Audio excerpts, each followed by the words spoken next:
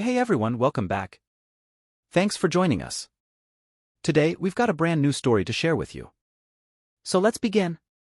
I was married to my first wife for about 9.5 years when I joined the local sheriff's office as a deputy. I was attending the academy. I was at home more often than usual as classes were only from 8 to 5 during the week. I finished the academy and returned to shift work at the local jail, night shift, 12-hour shifts. 2 months later, I got a weird feeling that something wasn't right. My wife kept spending time with the pastor's wife sewing and crafting. I was off duty and had to change my sleep schedule. I'd go to bed with my wife but couldn't sleep. I went to the restroom and saw a text on her phone at midnight. It was from the pastor. Thinking it must have been an emergency, I picked it up and read it. It read, "Gee, good night, my love." I was floored. I tried to find other texts, but she had deleted them. If it were innocent, the older texts would have been saved. I woke her up at 1 a.m. to ask, WTF? She basically said it must be a typo, and why was I snooping? She turned tables on me and got defensive. She kicked me out of our bedroom for a month and a half. I thought I had screwed up. I was so stressed that I lost 35 pounds in a month, couldn't eat or sleep, a real basket case. I got us counseling, recommended by the pastor. She had me apologize to him for even thinking that anything was going on between them. She wouldn't talk to the counselor except for quoting Bible verses. She tried to play holier than thou.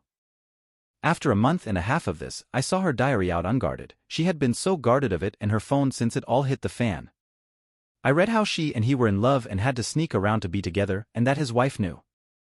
I calmly went to her and said, "You were right for hiding your diary from me. I just read it." Her jaw hit the floor and she suddenly got all apologetic. She said, "I never meant it to go this far. I never meant to hurt you." Call him now, I want to talk to him." She called, and I demanded to meet him in the morning, which I did at a local fast food restaurant. I walked in with my phone in my pocket on record. I recorded our conversation, which is legal where I live. He admitted to the inappropriate relationship. He was such a hypocrite that he regularly preached against infidelity and how he wouldn't counsel a woman alone due to people thinking the wrong thing. I let him speak enough to give me evidence. I was livid. It was the hardest thing I ever had to do. I tried even harder to keep my marriage together, but I'm pretty sure the cheating continued. I moved out to keep my job safe so there wouldn't be any way she could lie and try to start a domestic violence issue and I'd lose my job. People at church asked her where I was for weeks. She lied and said I was working. They contacted me and I wouldn't lie for them. It took a while, but it all came out, and he left the church he founded 25 years ago and started working in fast food in his mid-50s.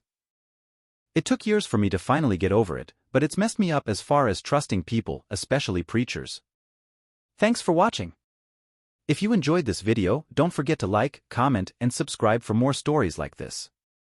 See you next time.